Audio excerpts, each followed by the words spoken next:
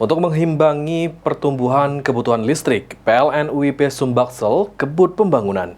Di antaranya kabel laut antara Pulau Sumatera serta Bangka, hingga proyek pembangunan tol listrik dari Aceh hingga Lampung.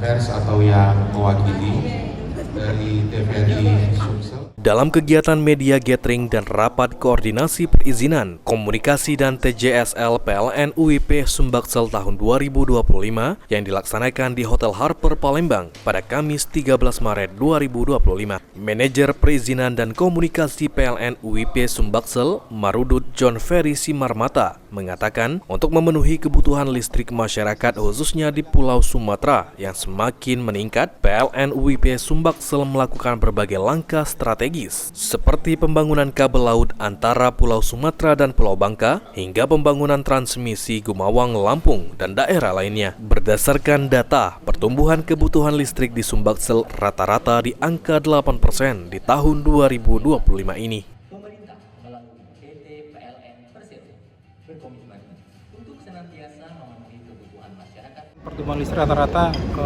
8%-an ya, dan itu kan harus dibarengi dengan penyediaan listrik yang bisa memenuhi pertumbuhan ekonomi itu.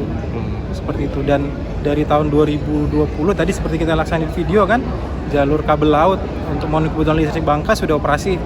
Kemudian di Lampung juga tadi ada GI Sidomulyo ya, sudah beroperasi. Ditambahkan Marudut John Ferry Simarmata, selain berbagai pembangunan transmisi hingga kabel laut antara Sumatera dan Bangka, saat ini PLN UIP Sumbaksel juga kebut pembangunan tol listrik dengan tegangan bervariasi, mulai dari 275 kV hingga 500 kV secara bertahap di Pulau Sumatera dari Aceh hingga Lampung. Salah satu jalur yang sudah beroperasi adalah Kabupaten Muara Enim, Gumawang, Lampung. Sandi Pratama, PAL TV.